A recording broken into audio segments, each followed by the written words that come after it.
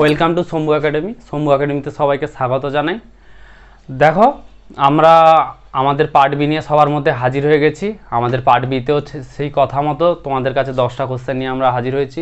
তবে আজকের 10টি কোশ্চেন মেইনলি ফোকাস করা হয়েছে প্রফিট অ্যান্ড লস এবং কম্পাউন্ড ইন্টারেস্ট, চক্রবৃদ্ধি সুদকে একটু ফোকাস করানো হয়েছে। কিছু ইম্পর্ট্যান্ট কোশ্চেন দেওয়া হয়েছে, দেখবে খুব সুন্দর সুন্দর কনসেপ্ট কোশ্চেনের মধ্যে দেওয়া আছে। এবং তোমরা কোশ্চেনটা নিচে ডেসক্রিপশানে লিঙ্ক আছে, সেখানে তোমরা পিডিএফ পেয়ে যাবে। সঙ্গে তার সাথে আবার আমাদের ফেসবুক পেজ আছে, ফেসবুক পেজে আমাদেরকে ফলো করে নিবে। আর সঙ্গে যারা পার্ট এ দেখোনি তারা পার্ট এতেও অনেক ভালো ভালো ইম্পর্ট্যান্ট কোশ্চেনস আছে। তোমরা সেটাকে উপরে আই বটন আছে, দেখবে, ওখানে ক্লিক করবে। ওখানে ক্লিক করলে আমাদের পার্ট এর ভিডিও চলে আসবে তোমাদের সামনে। ঠিক আছে, চলো আমরা আর কথা বাড়াবো না, কথা না বাড়িয়ে আমরা আমাদের প্রথম কোশ্চেনের দিকে চলে যাচ্ছি। আমরা দেখে নিচ্ছি আমাদের প্রথম কোশ্চেন। চলে এসেছি আমরা আমাদের প্রথম কোশ্চেনে। দেখে নাও, কোশ্চেন নাম্বার 1 আছে, এক ব্যক্তি 10% ক্ষতিতে একটি বস্তু বিক্রয় করেন। বস্তুটি 10 টাকা বেশি মূল্যে বিক্রয় করলে 10% লাভ হতো। বস্তুটির ক্রয় মূল্য কত? দেখো, প্রফিট অ্যান্ড লসের চ্যাপ্টারের কোশ্চেন এটা। বলেছে ব্যক্তির 10% ক্ষতি হয়েছে। এবার বলেছে 10 টাকা বেশি মূল্যে বিক্রি করলে, বেশি মূল্যে করলে 10% লাভ হবে। দেখো, আমরা এটা কি চ্যাপ্টার করছি? প্রফিট অ্যান্ড লস করছি। তার থেকে বড় কথা, আমরা এটা পার্ট ইউনিট করছি। আর পার্ট ইউনিটে লাভ ক্ষতি যেখানে দেখবো, কি করবো, সেখানে দুটো পার্সেন্টেজকে যোগ করে দাও। তাহলে 20% বরাবর 10 টাকা। তাহলে তুমি এখানে 100% ইন্টু 5 করবে, কত? 100%। আর 100% তো যে কোনো জিনিসের ক্রয় মূল্য হয়, তাই না? তাহলে এখানেও তুমি ইন্টু 5 করবে, 50। তাহলে 50 টাকা হচ্ছে বস্তুটির ক্রয় মূল্য। এটি হচ্ছে এর সঠিক উত্তর। দেখো, একটু অঙ্কটা একটু বলে দিই ভালো করে। দেখো, একটি বস্তু যেটা তুমি 10% ক্ষতি হয়েছিল, তখন তুমি কি করলে? বস্তুটির দাম 10 টাকা বাড়িয়ে দিলে। এবার 10 টাকা বাড়ানোর সঙ্গে সঙ্গে ওই 10 টাকা ক্ষতিকে তোমার মেকআপ করে আবার কিন্তু তোমার পুনরায় 10% লাভ হয়ে গেছে। অর্থাৎ 10% ক্ষতি থেকে 10% লাভ হয়ে গেছে। তাহলে তুমি 20% কেবলমাত্র ওই 10-এরই ভ্যালু। তাহলে একটা জিনিসের ক্রয় মূল্য নিঃসন্দেহে 100% হয়। তাহলে 20-র সঙ্গে 5 গুণ করলে 100%-এ পৌঁছে যাচ্ছি, আমরা ক্রয় মূল্যে পৌঁছে যাচ্ছি। ঠিক একইভাবে 10-এর সাথে 5 গুণ করলে 50-এ পৌঁছে যাচ্ছি। আর আমরা খুব নিঃসন্দেহে বলতে পারছি যে 50 টাকা হচ্ছে আমাদের ক্রয় মূল্য। আশা করি সবাই বোঝা গেল। চলে যাই আমরা আমাদের পরবর্তী কোশ্চেনে। চলে এসেছি আমরা আমাদের 2 নম্বর কোশ্চেনে। দেখো, কোশ্চেনটা কি লেখা আছে দেখো, একটি জিনিস একটি নির্দিষ্ট দামে বিক্রি করা হলে কোনো একজন ওই দামের 2/3 ভাগ দামে বিক্রি করলে 10% ক্ষতি হয়। প্রকৃত দামে বিক্রি করলে শতকরা লাভের পরিমাণ বের করো। By selling an article at 2/3 of the market price, there is a loss of 10%. The profit percent when the article sold at the marked price. দেখো, কোশ্চেনটা দেখো, এখানে কোশ্চেনে বলেছে একটা বস্তু মার্কেট প্রাইস হচ্ছে 3 টাকা, সেটাকে বিক্রি করা হয়েছে, সেলিং প্রাইস হচ্ছে 2 টাকা। এখানে দেখো লেখা আছে কেন? 3 আর 2 আছে, দেখো 2/3 আছে। তার মানে 3 টাকা মার্ক আপ করা আছে বা লেখা আছে, বস্তুটির গায়ে লেখা আছে 3 টাকা, কিন্তু বিক্রি করেছি আমরা 2 টাকাতে। ঠিক আছে, তারপরে বলেছে কি 10% তার ক্ষতি হয়েছে। আর নিঃসন্দেহে তোমরা জানো যে ক্ষতি আমরা কিসে ক্যালকুলেট করি? আমরা ক্ষতি ক্যালকুলেট করি ক্রয় মূল্যে। তাহলে দেখো, ক্রয় মূল্য সিপি আর এসপি। তাহলে 10% ক্ষতি হয়েছে, 10% মানে এর ভগ্নাংশ ভ্যালু কত? 10/100, একটা শূন্য ক্যান্সেল আউট হলে 1/10। তার মানে 10 টাকার জিনিস তুমি বিক্রি করেছ 9 টাকায়। এবার দেখো, এক জায়গায় দেখাচ্ছে বিক্রয় মূল্য 2 টাকা, এক জায়গায় 9 টাকা দেখাচ্ছে। এটা তো ঠিক না। তুমি সেম করে নাও, এখানে 9 গুণ করো, এখানে 9 গুণ করলে এখানেও তুমি 9 গুণ করবে, এখানে তুমি 2 গুণ করো, এখানেও তুমি 2 গুণ করবে। তখন কত হলো? যে তুমি 20 টাকার জিনিস তুমি মার্ক আপ করে রেখেছো কত? 27 টাকা। এখানে বলেছে যদি বস্তুটিতে তুমি যেটা লেখা আছে, বস্তুর গায়ে যে দামটা লেখা আছে সেই দামে যদি বস্তুটি বিক্রি করো, তাহলে তুমি কত পার্সেন্ট লাভ করতে পারবে। তাহলে বস্তুর গায়ে কত টাকা লেখা আছে? 27 টাকা। ক টাকার জিনিস? 20 টাকার জিনিস। তাহলে 7 টাকা তুমি লাভ করেছ, তাই তো? 27 মাইনাস 20, তার মানে তুমি 7 টাকা লাভ করেছ। কত টাকায়? 20 টাকায়, ইন্টু 100, তাই তো? 20, 5-এ 100, তাহলে কত হলো? 7 5-এ 35। তাহলে 35% হচ্ছে এর সঠিক উত্তর, যেটা আমাদের অপশান সিতে আছে। ঠিক আছে, আশা করি বোঝা গেল অঙ্কটা। চলো চলে যাই আমরা আমাদের পরবর্তী কোশ্চেনে। চলে এসেছি আমরা আমাদের পরবর্তী কোশ্চেনে, কোশ্চেন নাম্বার 3। দেখো কোশ্চেনে কি লেখা আছে একটু দেখে নাও। এক ব্যক্তি 10 টাকায় 11টি পেন ক্রয় করে, 11 টাকায় 10টি পেন বিক্রয় করলে শতকরা কত লাভ বা ক্ষতি হলো?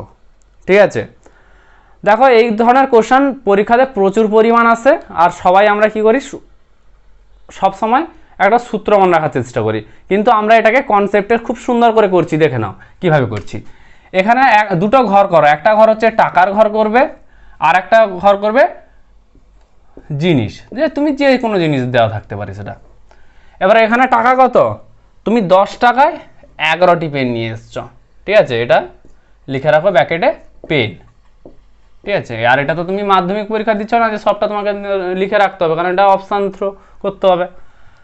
এখানে দেখো 11 টাকা, দেখো এটা হচ্ছে কস্ট প্রাইস, মানে তুমি কিনে নিয়ে এসেছিলে, আর তুমি বিক্রি করছো মানে সেলিং প্রাইস। 11 টাকায় 10টি জিনিস বিক্রি করছো। এবার দেখো তুমি যখন কোনো জিনিস আনতে যাবে তখন জিনিসটা তুমি একটা নির্দিষ্ট পরিমাণে নিয়ে আসবে, কিন্তু এখানে এক জায়গায় বলছে যে 11টা জিনিস কিনে নিয়ে এসছে, এক জায়গায় বলছে 10টা জিনিস বিক্রি করেছে। এটা ঠিক বলছে না। তাহলে আমাকে জিনিসটাকে সমান করে দিতে হবে। একটাই কথা মনে রাখবে, যে যেই জিনিসটা দেওয়া থাকবে ওটাকে সমান করে দেওয়া হবে, আর্টিকেলটাকে সমান করে দাও। এখানে 10 গুণ করো, 10 গুণ করলে কত হচ্ছে? 110 হচ্ছে। এখানে সেরকম 11 গুণ করো। এখানে 10 গুণ করার জন্য এখানেও 10 গুণ করতে হচ্ছে, আর এখানে 11 গুণ করতে হচ্ছে। এবার দেখো, তার মানে এখানে এটা বোঝানো হলো যে 110টি জিনিস তুমি কিনে নিয়ে এসছো 100 টাকায়, 110টি জিনিস এবার তুমি বিক্রি করেছো 121 টাকায়। তার মানে দেখো 100 টাকার জিনিস তুমি 121 টাকায় বিক্রি করেছো, তার মানে তোমার লাভ হয়েছে কত? 21 টাকা বা 21%। তাই তো? কি করে করলাম? 21/100, ক্রয় মূল্য আমার 100, ইন্টু শতকরায় প্রকাশ করতে গেলে 100, তাহলে 100 কেটে গেল, তাহলে পড়ে থাকলো 21%। তাহলে 21% আমার লাভ, যেটা আমার অপশান সিতে আছে।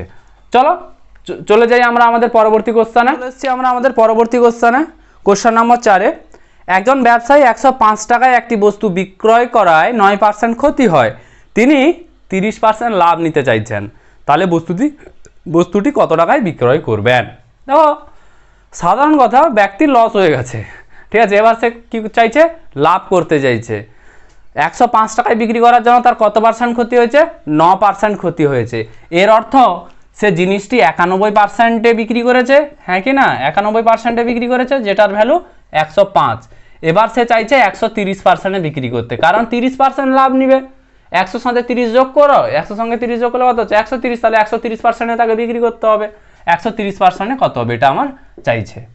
ঠিক আছে, এবার আমি কি বলেছি যে আমাদের উপরে কি একটা যে বাই লেখা হয় তার উপরে কি থাকে? রিকোয়ারমেন্ট থাকে। তোমার প্রয়োজন কত? 130% প্রয়োজন, দেওয়া আছে কত? 91% দেওয়া আছে, ইন্টু তুমি 105 করে দাও, হয়ে গেল অঙ্ক। এবার দেখো 13×10-এ 130, 13×7-এ 91, 7 কেটে দাও, এখানে 15, তাহলে হয়ে গেল কত? 15×10-এ 150, তাহলে 150 টাকাতে বিক্রি করতে হবে জিনিসটি। আশা করি বোঝা গেল। এখানে অপশান সি হচ্ছে এর সঠিক উত্তর। ঠিক আছে, চলো চলে যাই আমরা আমাদের পরবর্তী কোশ্চেনে। চলে এসেছি আমরা আমাদের পরবর্তী কোশ্চেন নাম্বার 5-এ। দেখো কোশ্চেন লেখা আছে, বিক্রয় মূল্যের উপর 20% লাভ হলে ক্রয় মূল্যের উপর শতকরা লাভ কত? প্রচুর ইম্পর্টেন্ট কোশ্চেন, প্রচুর পরীক্ষাতে রিপিট করে যায় এই ধরনের কোশ্চেন। ছোট্ট একটা ডাটা লেখা আছে, সেইখান থেকে কোশ্চেনটা আমাদেরকে করতে হবে। দেখে নাও কীভাবে করব। দেখো এখানে দেওয়া আছে কত? 20%। এবার 20%কে তুমি ভগ্নাংশে কনভার্ট করে নাও, কত হবে? 20/100, 20×5-এ 100, অর্থাৎ 1/5। বোঝা গেল? এবার দেখো এইখানে একটা ডাটা সুন্দর করে দেখো, যে বিক্রয় মূল্যের উপর লাভ বলেছে, অর্থাৎ এই যে জিনিসটা তুমি সবসময়, আমরা বলি সাধারণ কথা বলি, যে কি বলি, যে লাভ ক্ষতি আমরা কিসে ক্যালকুলেট করি? ক্রয় মূল্যে ক্যালকুলেট করি। তাহলে ক্রয় মূল্যে লাভ ক্ষতি দেওয়া উচিত ছিল, এখানে দিয়ে দিয়েছে বিক্রয় মূল্যে। তাহলে এই 5টা হচ্ছে কি? আমার বিক্রয় মূল্য। বোঝা গেল? তাহলে 5 টাকায় ক্রয় করে সে 1 টাকা সে লাভ করেছে, 1 টাকা সে লাভ করেছে। এর অর্থ আমি বলতে পারি সে জিনিসটি কিনে নিয়ে এসেছিল কত টাকায়, 4 টাকায় জিনিসটি কিনে নিয়ে এসেছিল। ঠিক আছে, এবার দেখো অঙ্কে চাইছে যে ক্রয় মূল্যের উপর লাভ কত হয়েছে, ক্রয় মূল্যের উপর কত শতাংশ লাভ হয়েছে। আমার তো 1 টাকা তো কমন লাভ হয়েছে জানি, কত টাকার উপরে, 4 টাকার উপরে ক্রয় মূল্য, এটা ক্রয় মূল্য ইন্টু 100 করে দাও, 4 25, তাহলে এখান থেকে আমি বলতে পারি 25% আমার লাভ হয়েছে। আশা করি বোঝা গেল। ব্যাস, ওইখানে অপশান সি হচ্ছে এর সঠিক উত্তর। চলো চলে যাই আমরা আমাদের পরবর্তী কোশ্চেনে। দেখো চলে এসেছি আমরা আমাদের পরবর্তী কোশ্চেন। আমরা চক্রবৃদ্ধি সুদের 5টি কোশ্চেন নিয়ে আসবো বলেছিলাম, সেই 5টি কোশ্চেনের মধ্যে একটা কোশ্চেনে চলে আসি। 6 নম্বর কোশ্চেনে দেখে নাও। দেখো বলা আছে কোনো টাকা চক্রবৃদ্ধি সুদে আসলে 1352 টাকা হয় 2 বছরে 4% সুদের হারে, তাহলে কত টাকা রাখা হয়েছিল। ঠিক আছে, দেখো চক্রবৃদ্ধি সুদ সবাই নামে ভয় পেয়ে যায়, কিন্তু চক্রবৃদ্ধি সুদে আসলে কিছুই থাকে না। এখানে দেওয়া আছে কত পার্সেন্ট তোমার কাছে, 4%। আর আমরা চক্রবৃদ্ধি সুদ সমাধান করতে গেলে একটা জিনিস নিয়ে ঘাটাঘাটি করবো, সেটা হচ্ছে কেবলমাত্র পার্সেন্টেজ। 4%, 4%-এর ভগ্নাংশ ভ্যালু কত, 4/100, তার মানে 1/25। ঠিক আছে, তার মানে এখান থেকে আমি বলতে পারি যে 25 টাকা ব্যাংকে রাখলে আমি 1 টাকা সুদ পাবো। তাহলে 25 টাকা যদি আমি ব্যাংকে রাখি, তাহলে সুদে আসলে 1 বছর পর আমি 26 টাকা পাবো। ঠিক আছে, এটা হচ্ছে 1 বছরের ক্ষেত্রে। যখন 2 বছর এখানে বলা আছে দেখো, তাহলে কত হবে, 25 টাকা ব্যাংকে রাখলে আবার 26 টাকা। ঠিক আছে, এবার এই দুটোকে গুণ করে ফেলো, 25 25 625 টাকা, 26 26 676 টাকা। তাহলে এখান থেকে আমি এটা বলতে পারি যে 2 বছরের মাথায় যদি আমি 625 টাকা ব্যাংকে রাখি, তাহলে আমি 676 টাকা ব্যাংক থেকে পাবো। কিন্তু বই বলছে যে তুমি 676 টাকা নয়, বই না আমার কোশ্চেনে বলছে 1352 টাকাতে, মানে কত গুণ, 2 গুণ। তাহলে তুমিও এখানে খুব ভালো করে বলতে পারো যে এর 2 গুণ টাকা, অর্থাৎ 1250 টাকা তুমি রেখেছো তোমার ব্যাংকে। ঠিক আছে, তাহলে এখান থেকে আমি বলতে পারছি যে এটা হচ্ছে আমার উত্তর। ঠিক আছে, চলো চলে যাই আমরা আমাদের পরবর্তী কোশ্চেনে। চলে এসেছি আমরা আমাদের পরবর্তী কোশ্চেন নম্বর 7 নিয়ে চলে এসেছি। দেখো লেখা আছে কোশ্চেনে 800 টাকা 5% সুদের হারে কত বছরে চক্রবৃদ্ধি সুদে মূলে 882 টাকা হবে। দেখো যেইখানে আমার আসল জানা আছে, সুদ আসল জানা আছে, ওই ধরনের কোশ্চেন করতে আমাদের কোনো কষ্ট নেই। কি করব, শুধুমাত্র এই যে বাচ্চাতে যেটা করতাম সেটা হচ্ছে রেশিও করব। 8 8 2, দেখো 2 কেটে দাও 400, 2 কেটে দাও 4 4 1। এই 400টা কার স্কোয়ার হয়, 20 স্কোয়ার হয়। 441 কার স্কোয়ার হয়, 21 স্কোয়ার হয়। তাহলে এই যে স্কোয়ার মাথায় চলে এসছে না, এখান থেকে আমি বলতে পারি যে 2 বছর হচ্ছে আমার টাকা রেখেছিলাম, 2 বছরের জন্য টাকাটা রেখেছিলাম, এটা আমি বলতে পারি। এবার সুদের হার যদি চাই, তাহলে সুদের হারটা কত টাকা হবে, সুদের হারটা কত টাকা হবে, 20 টাকা 21 টাকা হয়েছে, 1 টাকা সুদ দিয়েছে, কত টাকা সাপেক্ষে, 20 টাকা সাপেক্ষে, ইন্টু 100 করে দাও, কাজ শেষ। 20 5 100, তাহলে তুমি এখান থেকে বলতে পারো 5%। চলো চলে যাই আমরা আমাদের পরবর্তী কোশ্চেনে, বেশি সময় নষ্ট না করে। চলে এসেছি আমরা আমাদের পরবর্তী কোশ্চেন নম্বর 8 নিয়ে। ঠিক আছে, কোশ্চেন নাম্বার 8 কি লেখা আছে দেখো, লেখা আছে 12.5% সুদের হারে 2 বছরে কোনো টাকার চক্রবৃদ্ধি সুদ 510 টাকা হলে ওই টাকার একই সুদের হারে একই সময়ে সরল সুদ কত টাকা হবে। If the compound interest on the some for 2 years at 12% per annum is 510 rupees, the simple interest the same sum at the same rate for the same period of time কি হবে একটু আমরা করে ফেলি। দেখো বলেছে 12.5%, 12.5% এর ভগ্নাংশ ভ্যালু কত, 12 দুনে 24 রাখে 25, 25/2, পার্সেন্টেজের জন্য 1/100 করো, 25 4 100, তাহলে হয়ে গেল 1/8, এই যে 4 দুনে 8। ঠিক আছে, তাহলে 8 টাকা যদি তুমি ব্যাংকে রাখো 9 টাকা পাবে 1 বছরের জন্য, 2 বছরে আবার 8 টাকা রেখেছো আবার 9 টাকা পাবে। তাহলে তুমি যদি ব্যাংকে 64 টাকা রাখো তাহলে 9 9 81 টাকা তুমি পাবে। তাহলে সুদ কত টাকা পাবে? 64 হয় 17 টাকা পাবে সুদ। তাহলে সুদ 17 টাকা পাবে, কিন্তু তোমাকে বলছে এখানে যে তুমি সুদ কত টাকা পেয়েছ? 510 টাকা পেয়েছ। তাহলে কত গুণ পেয়েছ? 17 3 51, 30 গুণ পেয়েছ। বোঝা গেল কি বলা হচ্ছে। এবার দেখো, তাহলে দেখো তুমি এখানে তাহলে কত টাকা তুমি রেখেছ? তুমিও বলবে ইন্টু 30, কত? 4 3 12, হাতে থাকলো 1, 6 3 18 কে 19, 1920 টাকা রেখেছ। বোঝা গেল? এটা হচ্ছে আমার চক্রবৃদ্ধি সুদ। এবার আমি এসআইটা ক্যালকুলেট করি যে এসআই আমি কত পাবো। 12.5%, মানে ভগ্নাংশ হলো কত? 1/8। এর অর্থ 8 টাকা যদি আমি ব্যাংকে রাখি, সুদ হিসাবে আমি 1 টাকা পাবো। বোঝা গেল? এবার আমি কত বছর টাকা রেখেছি? 2 বছর টাকা রেখেছি, তাহলে আমি 1 টাকা, আবার পরের বছর 1 টাকা, এর অর্থ আমি টোটাল 2 টাকা পাবো। 8 টাকা রেখে আমি সুদ হিসাবে কত টাকা পাবো? 2 টাকা পাবো। তো আমি 8 টাকা তো রাখিনি, আমি কত টাকা রেখেছি? 1920 টাকা রেখেছি, তাই না? 1920 বরাবর করে দাও। 1920 কত গুণ হয়? 8 2 16, 8 2 16, 3 বেশি থাকলো, 8 4 32, 24 গুণ, 240 গুণ। তাহলে তুমিও বলবে আমি 2 টাকার সুদ পাবো না, কত গুণ সুদ পাবো? ইন্টু 240 গুণ, ইন্টু 240 গুণ, অর্থাৎ 24 2 48, 480 টাকা আমি সুদ হিসাবে পাবো। এটা হয়ে যাবে আমার সঠিক উত্তর। প্রচুর ইম্পর্ট্যান্ট অঙ্ক, ভালো করে অঙ্কটা দেখে নেবে। কোশ্চেন নম্বর এটা, তাহলে এটা ডি আনসার হয়ে গেল। কোশ্চেন নম্বর 8 ডি আনসার হয়ে গেল। চলে যাই আমরা আমাদের পরবর্তী কোশ্চেনে। চলে এসেছি আমরা আমাদের কোশ্চেন নাম্বার 9-এ।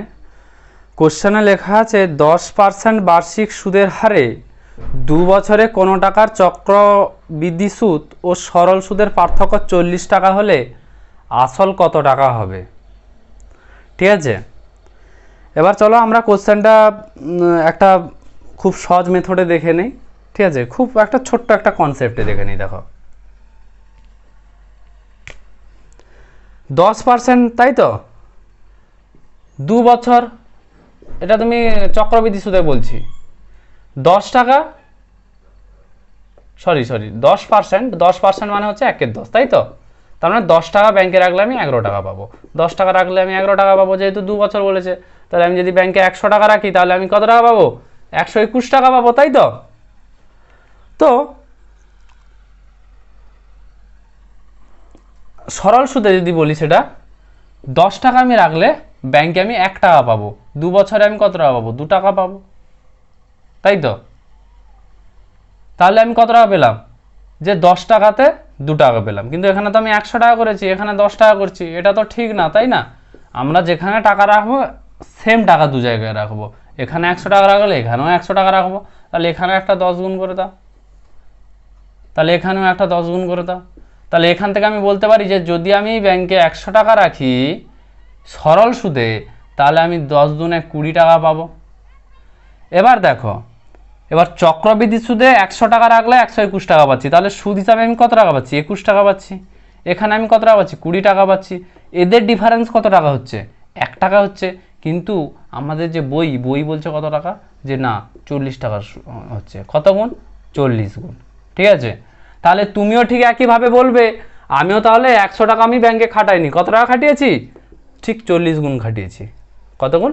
40 গুণ, অর্থাৎ 4 3টে 0, মানে 4000 টাকা খাটিয়েছি। ঠিক আছে, যেটা আমার অপশান এ হচ্ছে আমার সঠিক আনসার। ঠিক আছে, বোঝা গেল কি বললাম? চলো আরেকবার কোশ্চেনটা বলে দিই। দেখো এখানে বলেছে যে 10% হারে 2 বছরে কোনো টাকা চক্রবৃদ্ধি সুদ ও সরল সুদের পার্থক্য 40 টাকা বলেছে। দেখো 10% বলেছে, 10% থেকে আমি বলতে পারি যে এর ভগ্নাংশ ভ্যালু 1/10। 10 টাকা আমার 11 টাকা হয়, 10 টাকা আমার 11 টাকা হয়, এটা চক্রবৃদ্ধি সুদের ক্ষেত্রে বলা হয়, তাই না? তাহলে 100 টাকা আমার 121 টাকা হয়। এখান থেকে আমি তাহলে সুদ কত টাকা পেলাম? 21 টাকা পেলাম। ঠিক একইভাবে যখন সরল সুদের ক্ষেত্রে 10 টাকা রাখলে, এই যে মানে ভগ্নাংশ থেকে আমি বলছি, 10 টাকা রাখলে আমি 1 টাকা পাচ্ছি।